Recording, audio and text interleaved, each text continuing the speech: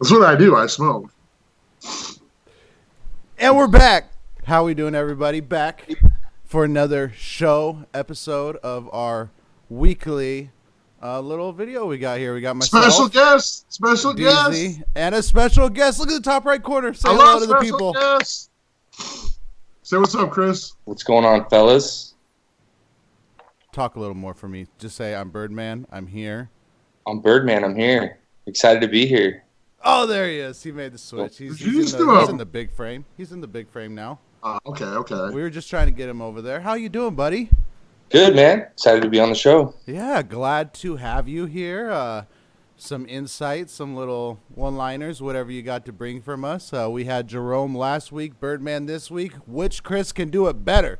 That's what I want to know. Are we getting Seward next week? So, I mean, just knock out all three Chris's, get them over with. The mid-season doldrums, bring those guys in. The three amigos. Yeah. A lot to talk about. This week. Pretty excited. After 2 boring-ass weeks of the EDL, God damn it, we came back in a big way in Week 8. We're going to talk about all the recaps, of course. We're going to look to Week 9, look at the previews, talk about those a little bit. Kind of get into what happened last week. And like I said, after 2 weeks of just blah nonsense, I'm going to pull it up on the screen here. Back to our scoring ways. We put up 236 right here. I'm highlighting it. 236.4 on average. That is the second highest of the year, highest since Week 3. Dominates outside the last two. We had 5 teams over 250, which is as good as any week we've had here. Some of the active streaks, one of them is no longer. My 8-game losing streak came to an end. That was good for me. We see the active winning streak is still intact. DZ goes from 4.5 games up to 5.5. Matt still now holds the longest losing streak at 3, and Rupp got a win too at 3. So there's some active winning streaks going on, winning and losing. Nate, let me jump in here. A quick question on these little winning and losing streaks here. Wouldn't yours technically be like 9, 10 if we date back to last season, or does it not carry over? That definitely doesn't carry over. Oh. Definitely doesn't. Playoffs don't count, I don't think. I don't really know about that. So some good stuff, some scoring, some high scores from a lot of players. I think we had 15 players over 30 points, was up there. Pretty much all the numbers I looked at was right up there with the best weeks. But we had one number that separated itself from all other numbers that's ever showed its face on the board. 354.2. God damn it, DZ.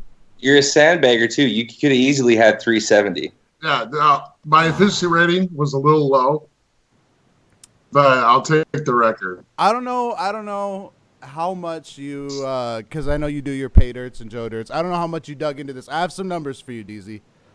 Some stuff about your 254, my own assessment, if you will. I thought and probably the only way to get this high, but a true team effort. Across the board, you had a true team effort all the way down. I'm going to look at just your offense for a second. You had 238.8 offensive points just from your offense. That's the highest this season. That's the 5th highest offensive points since the beginning of 2017. So 2.5 years. You got the 5th highest offensive score. Pretty fucking good. If I had to narrow it down into what group I think did the best, got to go running backs. Do you agree? Absolutely. You had Latavius Murray, Dalvin Cook, Freeman, and I'm drawing a blank. Who's the other one? Fournette. All guys blew up. Specifically, let's look at Latavius Murray. Actually, hold on. Let me backtrack one line. Looking at those running backs combined offensive score was 116.8 just between those 4. That outscored mine, Matt's, and Casey's offensive score for the week. Just your running backs. You throw in Michael Thomas's 27.5, you now outscored Tito and Jerome just with those 5 players. You outscored 5 of the team's offenses, so pretty damn good.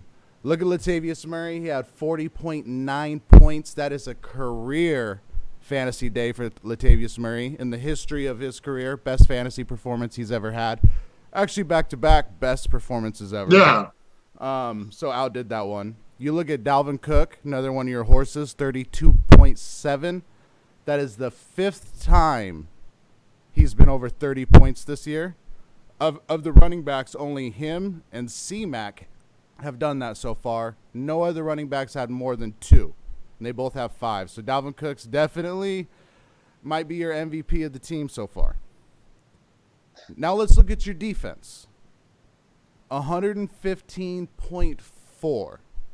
That is the 3rd highest of the season. No, whatever. But if you really dig into it, DZ, that 3rd highest score, you started the minimum amount of defensive players you could. You only started your 3 defense, 2 linebackers, and 2 safeties. To go over 100 points with minimum starters, that's the first time it's happened this year. It happened twice last year and 3 times the year before. So that's the 6th time in the past 2.5 years, however many weeks that is, 35 weeks, that a defense has gone over 100 points on minimum starters, and you put up 115. Pretty damn good. Give a little shout-out to Nick Bosa, 36 points. That's the top scoring defensive lineman score of the year.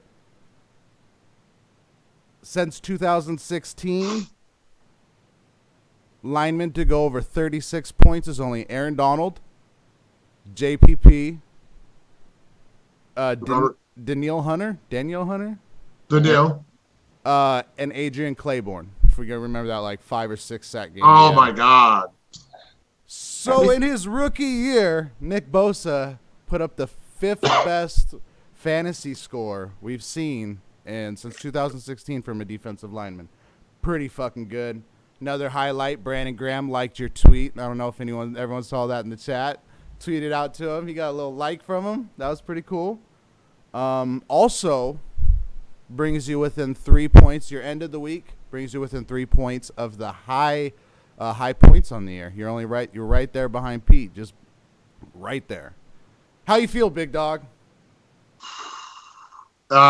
Man, to be honest with you, I know people are probably getting sick of me talking about it, bringing it up. But, man, it was a fucking amazing feeling, bro. Never in my life have I been in the 300 club. And to enter it this way, man, I got fucking goosebumps right now talking about it. The only time I get goosebumps is when I talk about Ken Griffey Jr. or Edgar Martinez or Gary Payton or the Seahawks Super Bowl runs. But, I mean, right now, it was a great, great feeling to not only get into the 300 club, but to sit atop of that list now. Birdman, can you see the smoke coming up from BZ smoking as he's talking? It's kind of a majestic feel. Yeah. Well, you want to say the stars aligned, but even then, I mean, Corey Davis 2.9 and I mean Jabal Sheard with 6.5. I mean you could have even you get nitpicky. You make a couple swaps. You could be 370. Who knows? But that's a huge week. That's a big week and something to be excited about. Yep, I agree as well. You're in the top spot. Your team deserved a little bit of numbers crunch just to check it out. I appreciate that, Nate. See how it all went down. Just to rub it in to Robbie just one last time before I let the little guy go. Since you mentioned it, I could have benched my whole defense and beat him. that was your number crunch? Well, that was yours. Right. I took yours. You said 238. He had 231. Benched my defense, and I still get the dub, Rob. So, hey, there it is. You could have benched your defense and beat 1, 2, 3, 4, 5, 6, 7 of us. God damn it, DZ. That's pretty good. No, I counted the average. That's only 6. Whatever, 6. Good week, man. Top dog of the week. Congrats. Let's take a look at what else went on. We had some trades go down. Chris, you were in on some trades, Birdman. Oof. Yeah. Yep, I got rid of reluctantly, right? Darius Geis and Kareem Hunt to Rupp for a handful of fillers and some draft capital in 2021. I felt like I needed to cut bait and get out from under a couple of bad moves. And man, I saw a window and I took it. And draft capital doesn't depreciate, and it's only going to get more valuable the closer we get. So sold low, but I don't feel bad about it. You know, neither of them played for me this year. Still might sneak into the playoffs, and acquired some solid future picks. So, you know, feeling good. Where does go ahead. Real quick, I just got a question for Chris Anderson. Where does this trade rank up there with the Herschel Walker trade? I don't even know where to go with that. You don't have to say nothing. I'm just messing around. I like the trade. Real quick, I like the trade. I was gonna say from Rupp's side.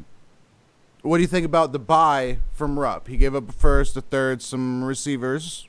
You know, I don't want to. I'm sorry, I can't get off the fence here. I like to trade for both teams. Rupp, you know, he came in. And he said, and we talked about this before. He said, "I'm not ever going to the fucking toilet bowl. It's not going to happen. Not on Josie's watch. I'm not going to do it." And you know, Josie calmly said, "Hey, why don't you go try to get this Darius Geis guy? He might be something. And we need some running backs, okay?" So, and he went and gave up a draft pick where he probably would have been picking off a cheat sheet anyway. So if these guys pan out, good move. You know, and for Chris Anderson, you know, at some point, I mean, the guy's got 2 knee injuries. I'm kind of dealing with the same thing right now with Kerryon. You want to try to just cut your losses. You don't want to take a complete L here. If Geis is a complete bust and flops out, that was the number 2 pick. That's going to hurt. It's going to hurt a lot. Now that he got that first round pick, even a third round pick that could be valuable in there. I like to trade from both sides. I think that's pretty fair. Pretty fair assessment. I'm going to scroll around and look at some other stuff. Looks like Robbie made a couple small trades. Picked up Darren Fells for a 4th, Ryan Tannehill for $6. Pointless, or you think there's some value there for Robbie? Pointless. I mean, Tannehill, thanks for the refund. I didn't use them. I just didn't want you to use them. Looks like it didn't matter. Have at it. He needs a backup, though. He needs a backup just in case. We see Pete giving up a 6th for Carl Nassib. That was another one you were on, Birdman. Yeah, a lot of those guys are a dime a dozen. You know, some of those low-end defensive ends. JPP comes back. He needed a filler. Might need a late-round pick in the next couple drafts for some restricted free agents. You know, whatever.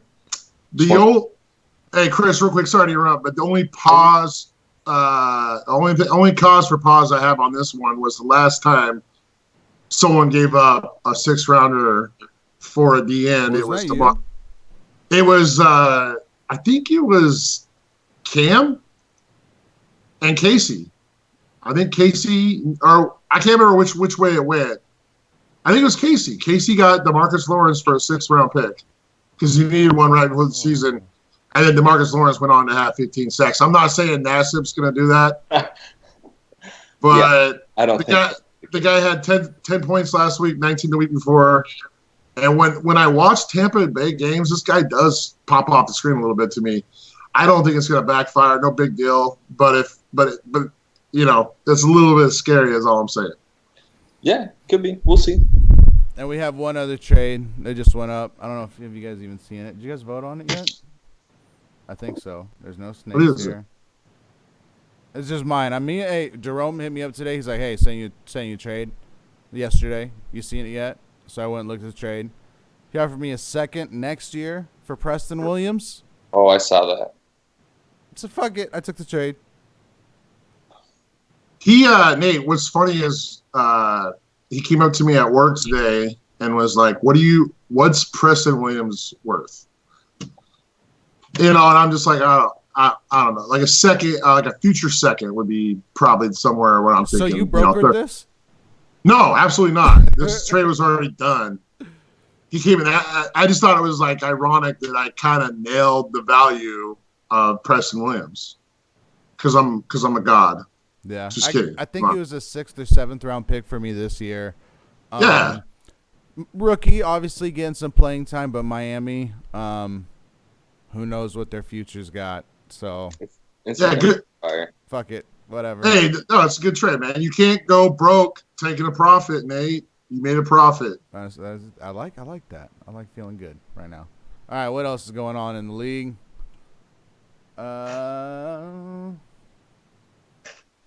Confidence picks. I have Matt kind of getting sitting. Matt's been up there for a few weeks here at Confidence. Had another good week up top. Separated himself from me and a little bit of the pack. The survivor pool.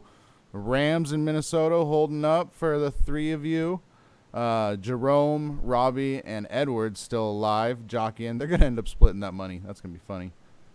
$4 a piece. That could buy you almost Tannehill. Almost Annabelle. Hey, real quick, Nate. If it wasn't for pool picks, I wouldn't know if Matt's alive, man. I'm glad to know that he's okay, he's safe, and he's getting those pool picks in. Please respond to me. I'm not even trying to make a trade. I just want to know how you're doing, Matt. Matt, we're worried about you. We need some more Matt in our lives. Yeah. Any Matt. Fuck more Matt. We just need some. Send out an SOS if you need help, whatever.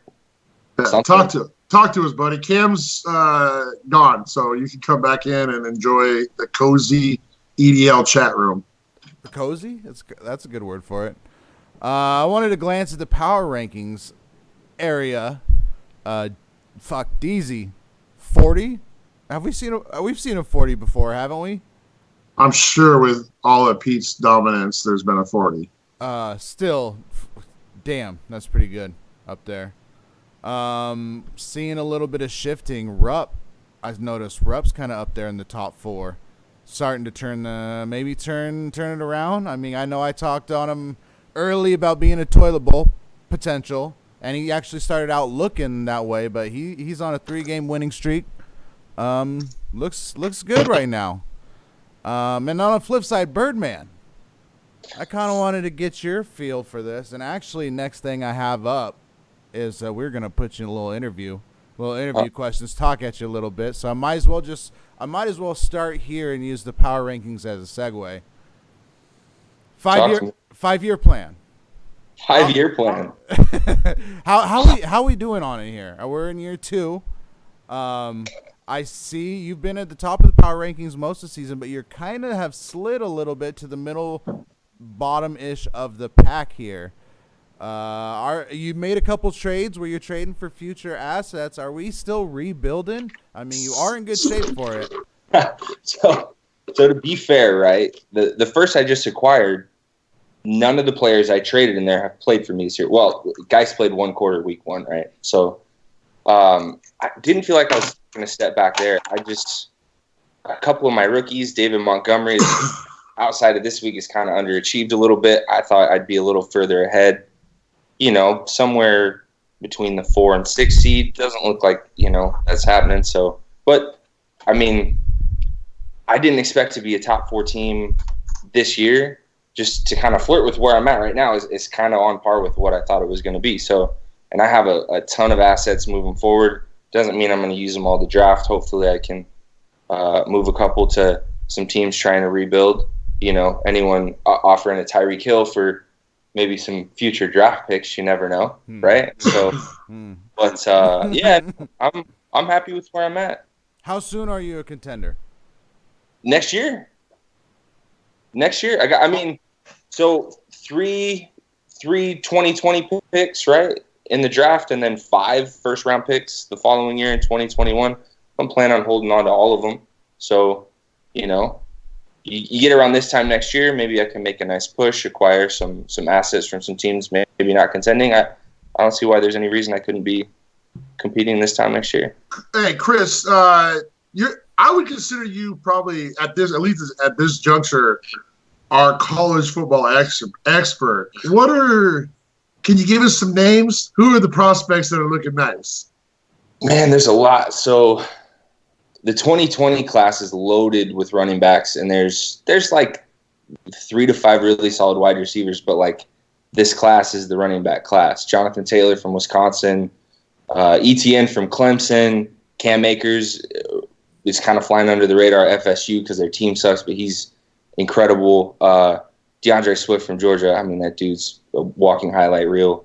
And then there's some under the radar guys, Chuba Hubbard from like Oklahoma State. And then like there's the Jerry Jeudy's a wide receiver, Alabama, a couple other guys, Laviska Shenault from Colorado. It's going to be an exciting class. A lot of people have talked it up, but they said the same thing last year. Everyone said 2019 was going to be kind of a weak draft class, and they were spot on. So I think 2020 and 2021 are going to be 2 really exciting draft classes. So it's going to be fun.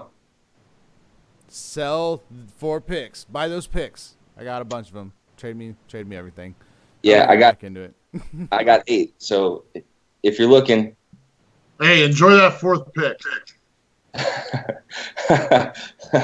All right, looking at your team, do you have any? I asked this question to Jerome. Grown attachment to somebody that maybe you didn't think or that you would before. So Cortland Sutton is actually, it's funny because I got that pick from you last year. It was my first draft, right? And I fell in love with Rashad Penny, Darius Geis, but they've both kind of been in the shitter. Cortland Sutton, I didn't even want him. He fell. The value was right, and I nabbed him. And I just weirdly I now have this weird attachment. He's on this terrible team, still putting up 75 to 100 a game. He's on pace for 1,200 yards. So I have this weird attachment now with Cortland Sutton on a team I really don't like. So funny how that works. Go ahead, DZ. I wasn't going to say nothing, but Cortland Sutton getting like 7-8 targets a game, even on a shitter team, that's you're going to get some good production. The guy's better than a lot of people thought coming in. I like the kid. It's a good pick. Who do you consider your franchise players? Non-tradable. See, I don't think I have anybody on my team that's non-tradable just because I don't have I don't think I have a top 3 really at any position outside of maybe Zach Ertz, but even then, that whole position's kind of down this year. Russell, excuse me, I had a cough. As a homer, okay, that's fair. As a Hawks homer, I mean Russell Wilson, that's you would have to throw the kitchen sink at me to get him just because I'm obviously. You got to throw in Sierra if you want Russell, right? You would have to throw in Sierra if you wanted Russell. That's fair. But I mean, outside of that, Chris Carson, David Montgomery, really the only 2 backs I have to count on. So, I mean, they're decent building blocks. And then Kenny Golladay and Cortland Sutton and kind of A.J. Brown because he's a recent first-round pick who's shown some really good flashes. So, I mean, those are kind of my building blocks at the moment. So I'm excited to see how it plays out. All right, who's your most tradable player that we wouldn't have guessed? Most tradable player that you wouldn't have guessed? Oh, man. Probably Zach Ertz. Put him on the block. Come get him. I almost sent you an offer today, bro. Put him on the block. He's on the block. It's so weird that the tight end position in general. I mean, he's before the end of this last week. He's top 5 in receptions and receiving yards for tight ends, and he's been a shitter all year. So it's funny how that works. All right, I got one more question, then we're gonna put you on the hot seat for a quick 3-question fire. Final question, Super Bowl pick? My Super Bowl pick, Pete and Dan. Pete and Dan. No mix-up there. All right, answer these quick. Cortland Sutton or Kenny Golladay? Kenny Golladay. Jonathan Taylor or DeAndre Swift? DeAndre Swift. Rupp or Edwards? No. You got to pick one. Glory or Plainview? I'll go with Rupp. Rupp? Yeah, with Josie at the helm, boy, I would go that way too. Listen, I hear so much about her. You know what I mean? So, all right, she's a genius. Last thing you need to do for me, Chris, is when you get a chance, go on to your fucking page, your roster page, and change your picture on there. Yeah, Holy get that moly. out of here. How long has that been there? Hey, Just go after in the the settings. after the show, you guys can help me figure out how to fucking get rid of it. If I don't you know. need some inspiration, go look at my roster. I got a good picture Oh my on god. there. Oh my Everyone knows. god. All right, let's get into our recaps of last week. Chris, pleasure having you on the show. You're not going anywhere. I'm just saying. No. Yeah, you don't did leave. good. You did good. Appreciate it. Are you in your walk-in freezer or something right now? You look cold as fuck, bro.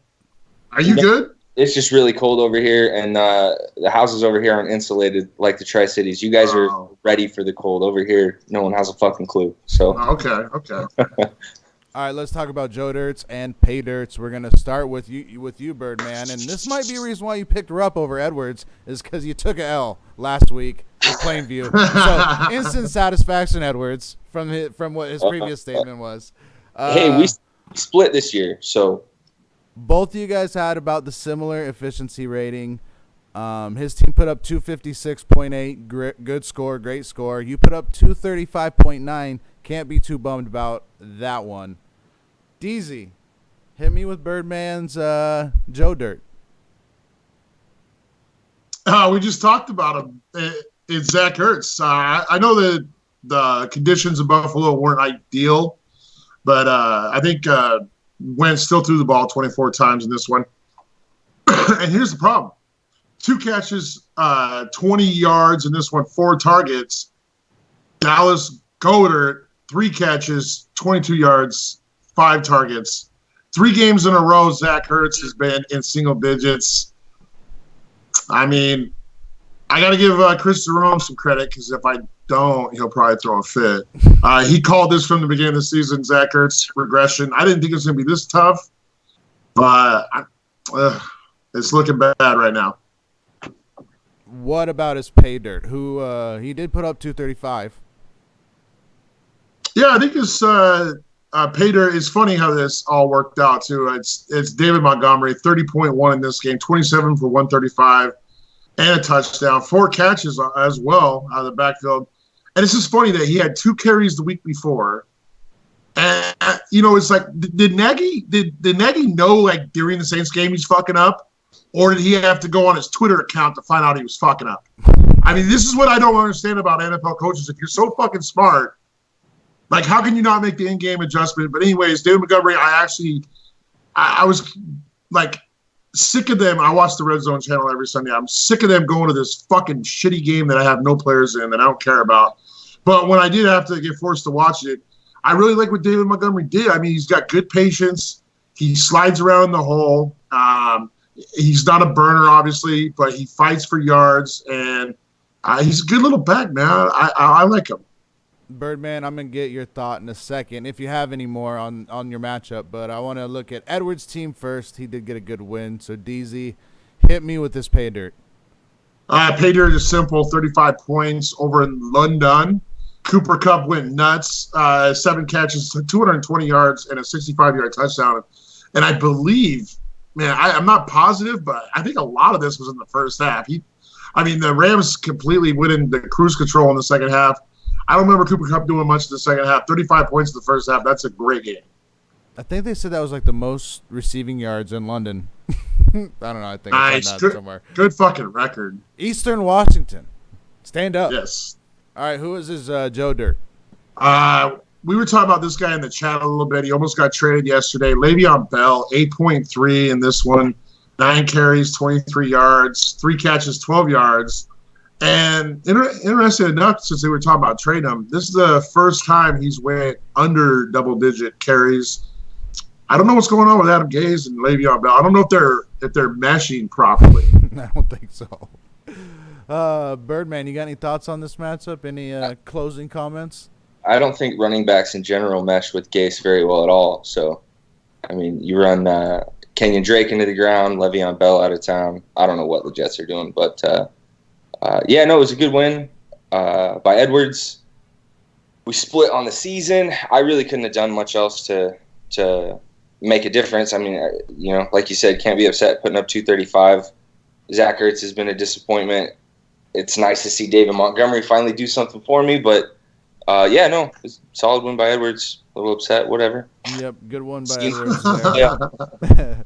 Let's move on to our next matchup. We got a little bit of a beat down here. Rupp putting up damn near 260 over Matt, 183.6. Tough matchup here. There's really nothing Matt could done. His potential points are only 214. Rupp's team was better today. Let's start with Rupp getting it done, DZ. What's his pay dirt?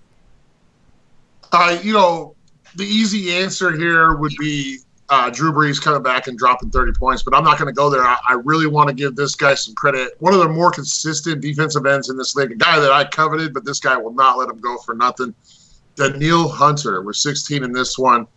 It's 5 tackles, 1 sack, forced fumble. But I want to talk about his consistency throughout the year. He hasn't had a game under 8.3 all year. I know that 8.3 don't sound sexy, but it really is for a DN to never go under 8.3 in a game. He's been in double digits every single game except for 2, and he's had a sack in every single game except for 1.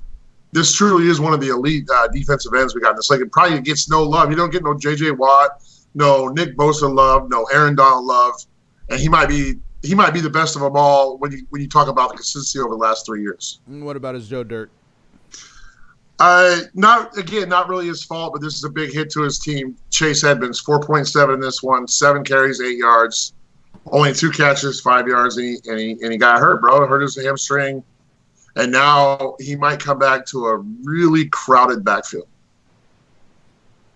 Yeah, that's true. They got Kenyon Drake, who I'm seeing over there on Matt's team. This one's tough. He's pay dirt. Did you go Deshaun or did you go T.J. Watt? T.J. Watt. I'm sick of giving it to Deshaun. He did get kicked in the face and threw a touchdown. That's pretty impressive. 23.3, 2 sacks, 2 forced fumbles. And by the way, guys, going back to Deshaun, let me make it about Deshaun again. If you haven't seen it yet, go on Twitter, find it somewhere, where he's explaining to this dumbass reporter who asked him why he wasn't pushing the ball down the field, and he had to explain cover 4 to him. It was pretty funny. I love the smoky touch you got going on, DZ. It's a mystique, It's like victory cigarettes, my guy. Oh, man. When you drop 350 plus, you can do whatever. Yeah, where's your cigar? You should have a big old fatty cigar right now. Nah. All right, cigars. Matt's Joe Dirt. Nate, put everybody's name in a hat, okay? Pull a name out, and if it's not Deshaun, if it's not J.J. Watt, and if it's not Yannick Ngakoue, then you got a winner. That's this fucking Joe Dirt in this one. Kenyon Drake didn't fucking play. Ty Johnson was an embarrassment to his family. Mohamed Sanu didn't do shit. Even John Brown, a guy that I propped up, and Emmanuel Sanders. If you take Emmanuel Sanders' touchdown away, he really doesn't do nothing in his debut with the Niners. This is really a shit show over there in Ballage Land. Yep, he's got some thinking to do about his team, his roster, his direction, vision, whatever other words you can think of. Maybe Birdman, he might want to come to you. Maybe talk. I'm not saying talk trade. Don't get too excited. No. I'm saying a little draft talk, maybe some rebuild plan. Yeah, consulting. Birdman Consultant Incorporated. He's got the pieces to do something over the next couple of years. He just has to pick a direction. I think that's been kind of his indecision has been kind of his undoing. He'll make a couple moves, kind of going towards getting younger, looking like a rebuild. Then he'll acquire some veterans, really solid veterans, Mark Ingram's. Some older guys, so he knows how to make moves. He doesn't know how to do it in one direction or the other. If he picks a direction and sticks to it, there's no reason, he couldn't be in the mix a little bit, Well, I think I agree, and I think it's dormancy. That's a word, right? Yeah. Edwards will let me know. Dormancy is killing him right now. You got to get on the old Telegram and start fucking trading some dudes away and getting younger, getting more assets. Go on the group chat, say, hey, these are guys for sale. Come message me about them. And we'll come in like piranhas. Yeah, you don't got to do much. It's that time of year, man. Let's go into our next matchup. We got one that's always pretty good. Tito and Pete. But this time, Pete flexes muscles a little bit. Embarrassing. Almost beat Tito by 100, 284.9 to 199.2. Tito, you didn't have it today. Pete's potential points were 320. Didn't get that high, but Pete was the better team. Good day here at 285. What do you think about his pay dirt, Steezy? Man, every time you think the guy's got an issue at quarterback, Danny Dimes steps up and gets him 36.1. 322 yards in this game, 4 touchdowns. Just, filled in for Matty Ice seamlessly here. Lions got a decent D, I feel like, too. Or No, they're trash. Are they? I thought Not so, bad too. for Danny. No, I looked at them last week. They were 27 ranked in pass and 27 ranked in rushing. They're trash. And they just got rid of their starting safety, too. So Yeah. Oakland Raiders are going to feast on Sunday. All right, give me his Joe Dirt. You know what? I just wanted to take this time to fucking say, fuck you, Odell, you fucking douchebag. I'm sick of this guy, you fucking faggot, dude. I stuck up for this guy so much, like all the media is being too hard on him. He just wants to win. Now all he wants to do is give out fucking goat-haired fucking cleats to a goofy-looking white guy. Fucking weirdo. 42-year-old. Dude, fuck Odell, man. Fuck him. I hate him. One touchdown on this. He might be piece of Joe Dirt the rest of the year just because I fucking can't stand him. It's tough, man. I can't say that I saw this kind of season coming for him. I didn't even want to hear it because he got 7 targets in this one. Plenty of opportunity, man. Fuck that. He got bottled up. He's worried too much about fucking wearing dresses that are fucking tuxedos and goat-haired shoes and doing bumps in the fucking France hotel and all this other dumb shit, man. Fuck him, man. Fuck him. All right, Tito. Tito laid an egg, boned himself, shot himself, Palaxco Burris style. Cheddar Bob. Fucking Cheddar Tito. Cheddar Tito. David Johnson, 0 ball. Sterling Shepard, 0 ball. Tito, what the fuck? You're fined 75 E-bucks for the next 3 years. Yeah, absolutely. We got anything? I mean, he wasn't going to win anyways. What do we want to talk about? Just real quickly. Do we want to give him the credit of a pay dirt and a Joe Dirt shout out? Well, let me do his pay dirt really quickly, and then let me emphasize his fucking Joe Dirt to the max. Okay, his pay dirt was Jordan Howard. He had 23 carries, 96 yards, and a touchdown. Good game. He has a good playoff schedule. Now let's move on. His fucking Joe Dirt, and for a record second time this year. Tito, it's Tito. Tito's his Joe Dirt. He did the same thing in week 1. Started, I think he started Adrian Peterson. Adrian Peterson was out.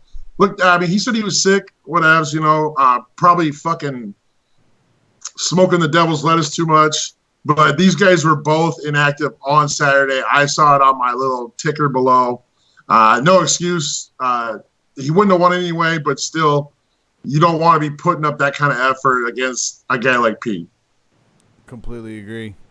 Let's move on to another matchup where if you want to spend as much time as you want, I mean, the floor is yours, DZ. Oh, my goodness. Pay dirts galore. I mean, God, where I could go off. I don't know where I'm going to start.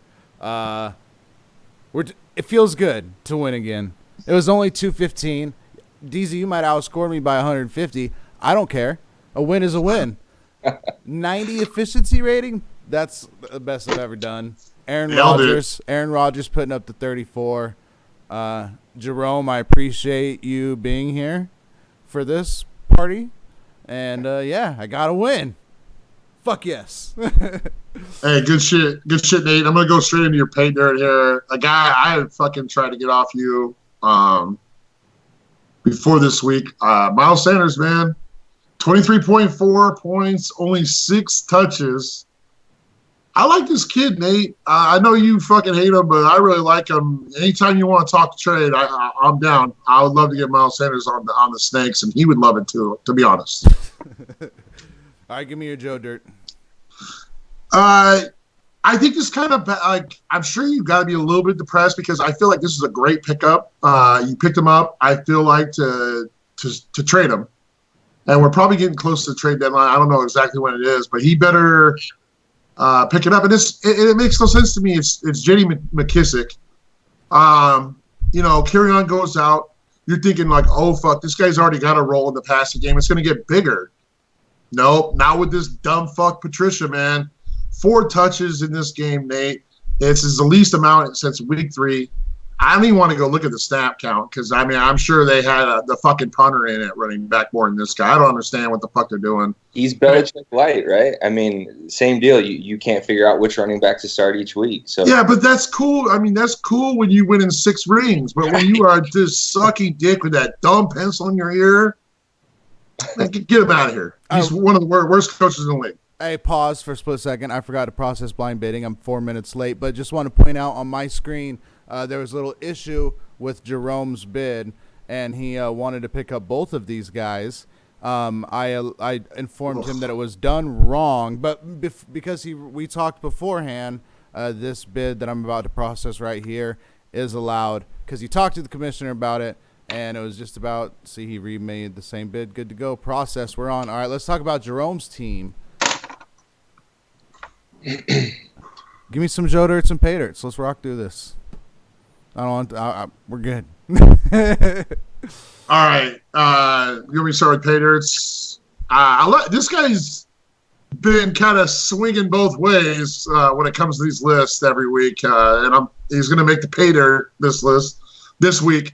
Joe Mixon, man. They finally gave him some fucking touches. He only scored 21.1, and he went 17 for 66. But I feel like it was much better than that early in the game. I don't know. They got a little bit ugly later in that game, and the Bengals were into that game for a minute. For a quick minute, they were in that game. He had 4 catches, 11 yards. Got in the end zone in this one. Best game of the year for Mixon, and that's what Jerome needs. He needs either a reason to trade him or a reason to get excited for next season. And it is Joe Dirt. All right, Nate. Oakland versus Houston game. And I looked this up. This is factually correct. There were 3 players that were active and didn't play. 2 of them, one of was Mike Glennon, the backup quarterback for Oakland, and A.J. McCarron, the backup quarterback for the Texans. So that makes sense, right, that they didn't play? I got a pretty good guess on probably who the third is. What? Yeah, well, go ahead and say his name. Kiki Kute? Yeah, bro, I don't understand this. Chris had mentioned he must be fucking Bill O'Brien's daughter. That's the only explanation here because you look at a guy named Steven Mitchell, who I have no who the fuck that guy is. Is that Freddie Mitchell's fucking cousin or something? He had snaps on offense. DeAndre Carter had a bunch of snaps in this game, and I think he fucking had a fumble, some drop balls. Like, he didn't play great. He wasn't special. So something's going on there. Jerome had him in the game. I'm sure. He knew he was active. Jerome's all over that shit. Early Sunday. So, but that's disturbing to say the least about a guy you had high hopes for this year. Fair enough. So I got to say something about this game because you did me a huge favor, actually, Nate, because so this last week or 2 weeks ago, right, you made a trade with Jerome to acquire my first-round pick, and I was flirting with that toilet bowl scene, and the guy right on my heels is Jerome. And so the fact that you put him down, even owning my first-round pick and didn't throw that's big on you, man. Oh, man. Nate, why to throw him a bone? Listen, a lot of people talked about sorry, let me just get this in real quick, Nate, and I'll let you talk. You can have the floor. A lot of teams, they obviously don't want to go winless, but at what point do you not want to jeopardize a fucking good pick? This could be the difference between Jerry Jeudy and Chuba Hubbard or something like that. You play to win the game. That's all I gotta say. All right, Herm. It's the truth. Hey, well, there's a lot of you see a lot of stuff on Twitter about people not tanking the right way, and when you set your best lineup, and set your best lineup, but trade away your assets. You're doing it the right way. So I appreciate it.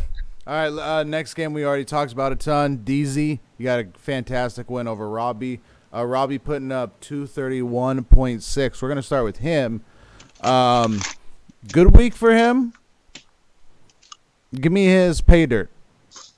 Yeah, Robbie actually, he put up a gallant effort, but it was all for naught. I mean, he never had a chance in this one, dude. He never, in which I accurately predicted he would never have the lead. He would never have a chance, and I put him to sleep early.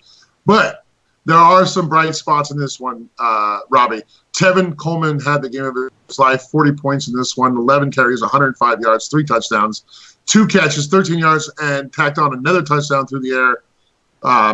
Impressive game. And, we talked about a trade he made with Pete a couple weeks ago. We thought Todd Gurley was the centerpiece of that trade. Maybe it was Tevin Coleman. That's pretty possible. His Joe Dirt? He tried to bring in the reinforcements, Nate. He came and talked to you, and he got TY. And no thank you for Robbie on this one. No thank you to TY on this one because Chris Harris shut him down. If it wasn't for what do you think that was, Nate? You saw that long pass the last drive, like 30, 40 yards. Could have got real ugly.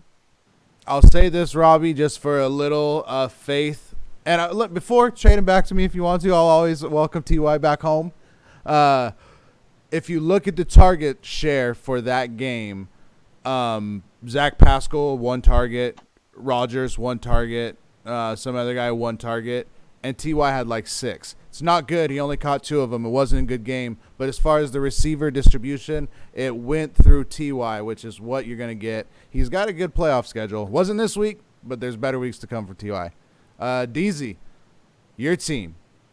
We talked a bunch about it. Just give me some highlights. Yeah, real quick. Just the Joe Dirt, the one guy that I did not thank on my Twitter collage. I even thanked the kicker and Jabal Sheard in this one. I did not thank Corey Davis. 2.9 against the worst pass D in the league. It's embarrassing. Once again, DZ, fantastic win. Did you have a pay dirt or just the whole squad? I actually did go with the pay dirt. Obviously, Latavius was the guy I was eyeing the whole way, but when we got to the afternoon, dude, this guy made my 1 to 4 slot. I was going to take a nap, bro. I was going to just chill out, take a nap. But Nick Bosa wouldn't let me do that. I could not sleep watching this guy play, getting sacks left and right. And if you guys saw the interception, great fucking play. The guy tried to cut him. He said, "Get off me, bitch."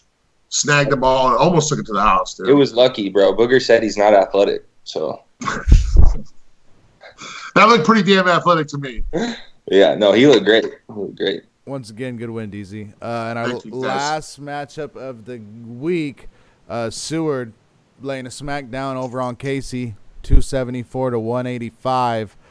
2 big scores. This is Seward right here, right? Boom and bust. He's got just some big guys carrying the rest, I feel like. 44 from Aaron Jones, 42 from Mike Evans. I'm sure your pay dirt was one of those 2. Yeah, looking at the early games, it was definitely going to be Mike Evans. But, dude, Aaron Jones, man. This guy is, he's almost as dynamic, he's getting to be almost as dynamic as Alvin Kamara and not quite on C-Max level. But, this guy is playing at a high level. 13 carries, only 67 yards, but 7 catches, 159 yards and 2 touchdowns in this one. And get this, guys, it's only the second best game of the year. Pretty good game for Aaron Jones. What was his Joe Dirt? I'm saying. Oh, I'm trying to read my fucking notes here. What is this? Anyways, I figured it out. It only took me a second. Seward's little 3 tight formation here did not pay off at all. 16.5 between these 3 fucking duds. None over 6.2. And they all had eerily similar stat lines, 3 for 22 and 3 for 19. And they're just all 3 trash, dude. Not strength in numbers is not the way to go all the time, Seward. All right, and we're looking at finally Casey's team. Give me his Joe Dirt. This is similar to Matt's team right here. I mean, we just got a bunch of guys that are simply not getting it done for him week in, week out. We just keep seeing him in the lineup. You know, I've been harping on this guy, Peyton Barber, just is trash. Nelson Aguilar is trash. Robbie Anderson is trash. Frank Gore, he is now officially – what is that? Yeah, he's trash now.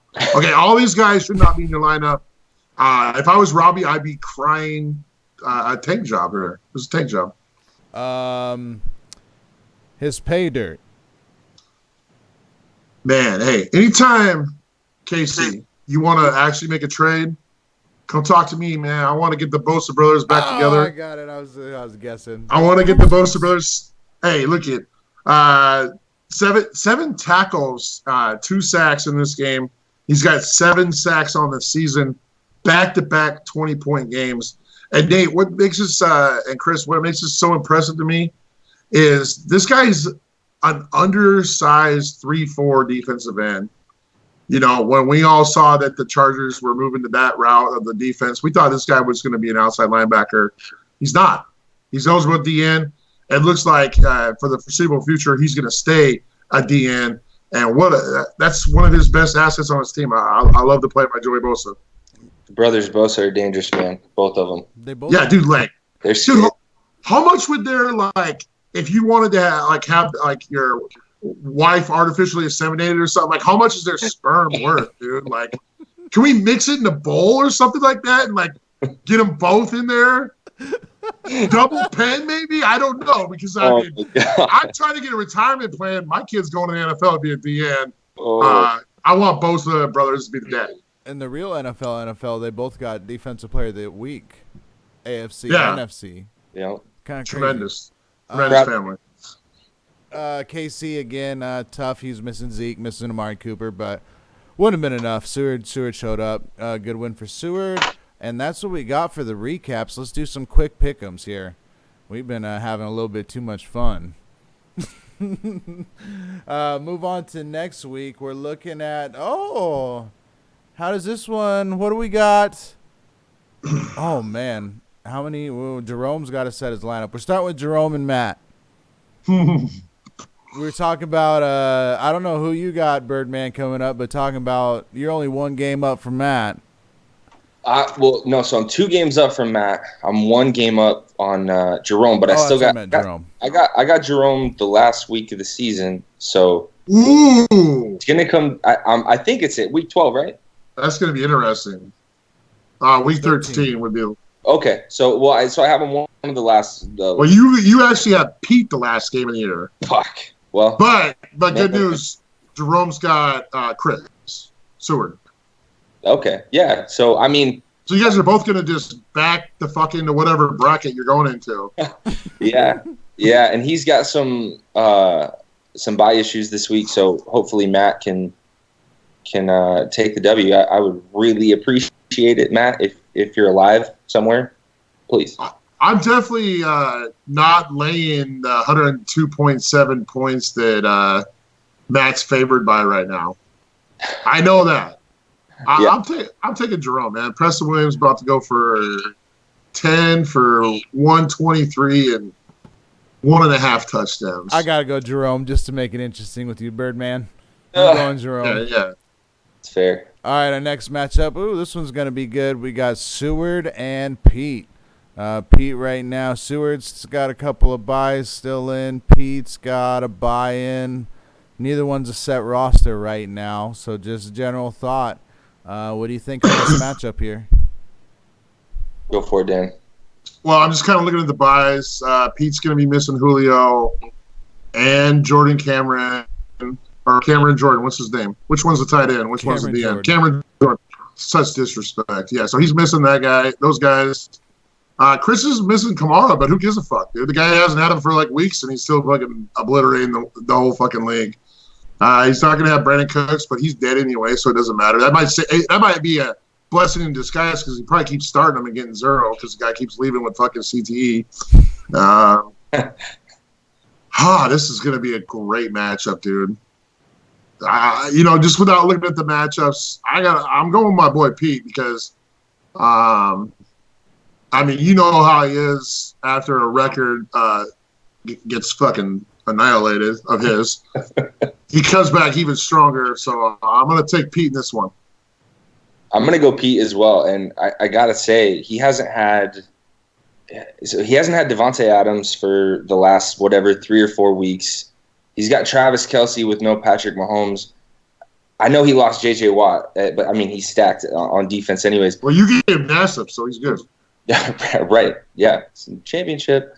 But I got a feeling down this final stretch here, I think Pete's team, he had a really quiet 284 because obviously, Dan, you're fucking obliterating records over there. But I think his team's going to start flexing down the home stretch here. So it's going to be interesting to see. Sweep it. I got Pete as well. Should be a close matchup, though. Next one we got, don't worry about it. We got myself and Rupp. I only have 150 on my projected, but I haven't taken out Alex Erickson out yet, so I'll probably get somebody else in there. What's the upgrade there over Erickson? I mean, because damn, Danny Amendola's looking hot right now with no running game in Detroit. Yep, probably a little Danny Amendola. Yeah, this is a dub for Rupp. You made it 4 in a row for him. You got your win, Nate. I got my win. You know what? Whatever we're up to. Good luck, buddy. He can keep his free agent kicker in the lineup and be completely comfortable. He probably will. He probably will. Just be honest. Rupp, don't disrespect me like that. I need a full roster. Beat me like you mean it. Next matchup, we got Birdman and Rob single digit midgets. Right now, it looks like we have 2 set rosters, and we got Birdman with about a 5-point edge. This one's got the potential to work out to be a good game. Yeah, I think so. So Robbie gets Jalen Samuels, who's going to see the bulk of the work because James Conner's got the AC joint injury in the shoulder, so that worked out in his favor. But what also works out in his favor, Todd Gurley should be in a glue factory now with his knee, it looks like, watching the last couple of weeks. So he, being on a bye, does him a favor. He doesn't have to start him and get his 10 to 12 points. But it's going to be a good game. I really need this one. This one and the one against Jerome down these last 5 games are the 2 most winnable. But, I mean, Robbie's been consistent all year, so it could go either way. We'll see. Robbie, he just said you, of all the ones left, you and Jerome are equally the most winnable. So I got Pete, I got DZ still, and then I think I have Seward. So, I mean, come on. Robbie, this is your chance to flex some muscles. DZ, what No, I want to know who you got. I have to pick Robbie. I have to. I got both of their picks, so really this is a win-win for me because someone's taking an L. But for the matchup with Jerome to leapfrog Birdman, I need Robbie to win here. Oh, just for your storyline? Is that what we're doing? We're playing narratives. That's it. Robbie needs this for his own. It's going to be suicide watch. Suicide watch if Robbie don't get this. I'll go Robbie. I think Robbie's going to get one. He needs it. Oh. Hey, Birdman, I've given you a bunch. I'm taking off now. No, not yet. Looking at our next game. Hey, Bert, it's going to be close. That's all. It's going to be close. If you win, definitely. Hey, you're the Hey, Birdman, you're the lone wolf in this one. You got to give us a howl. Oh. There we go. All right, we got Tito and Casey. Tito's favored by about 7 here, 6.5. Looks like 2 set rosters. Casey's got Zeke back in. God. Yeah, he's got Jerron Brown starting, Robbie Anderson, Nelson Aguilar. His team is so weird because he can pop for 285 and just waste you, or he goes for 180. I mean, it's just he's got the most up and down roster. I'm going Tito, but I mean, I wouldn't be surprised. Every once in a while, Casey will have some insane week. So, Dude, this is like a bowl game. And when I say bowl game, like how fucking high are both these guys going to be by like 10:30? Probably just hanging out, just passing the shit back and forth. Like, bro, love your running back, man. Hey, I think Casey's going to get the win here. Dallas Monday Night Football is going to be the difference. Zeke, Amari against that fucking trash G-Man D. Casey somehow pulls this one out. I like that. I'm going Casey too. Monday Night Magic. He's going to get one to go his way. He's taking some bad luck on the Monday Night Magic. Lone Wolf again, Chris? Oh. I don't see it, man. I just you're starting Nelson Aguilar, fucking turd. Robbie Anderson.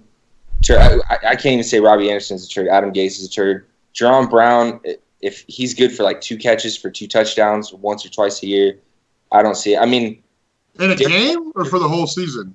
No, I mean like he's good for. He'll have games where it's like 2 catches for 2 touchdowns, and then he won't see a catch for 3 weeks. Then he'll have 1 for 10. And I mean, DZ's, you know, as a Seahawk homer, I don't know. So I gotta go Tito. That's fair. It should be. We'll see. I can't trust Tito until he's. I see a lineup where there's not fucking inactive players on there. I think he's already got one right now, doesn't he? Who knows, dude? Who knows? He's set. He learned from his mistake already. Let's look at our last matchup of the week, DZ. We'll see if what goes up must come down. At least a little bit. Definitely not going to put up a 350 again. You got Edwards this week. Edwards is tough. Edwards is solid. Got a lot of guys that can get him points there. Birdman, what you thinking, big dog? I'm taking Mr. 350. I mean, you said what goes up must come down, but sometimes what goes up before it comes down. So, no, in all seriousness, it's tough when you start the whole New England Patriot backfield. You never know how it's going to go. Sony could go 20 for 30 yards and no touchdowns. I got to take the big dog here. So I'm going DZ. Confidence level, DZ, 1 to 10. I'm not feeling super great. My favorite non-Seahawk is not playing. Michael Thomas. I'm missing 2 running backs. So, I mean, no excuse, but, like, I'm going to have to, as Edwards has been fucking campaigning for, I'm going to have to get lucky again. Hope he puts up a subpar week in this one. I think Edwards gets me, honestly, just to be honest. See, I think the Jets playing against the Dolphins, Darnold and Crowder, when they have a decent matchup, Crowder goes for fucking 16 catches for $110, and it's as much as I don't like him, it's Adam Gase's revenge game. He's going to want to put the wood to the Dolphins. So he's crazy. You've seen his eyes. Absolutely. So I believe. It would be silly to not go with Mr. 350 right now. So I got DZ. But Edwards could maybe make this one interesting. We'll see. Am I the lone wolf against myself? Yep. Give us a howl, DZ. Ow!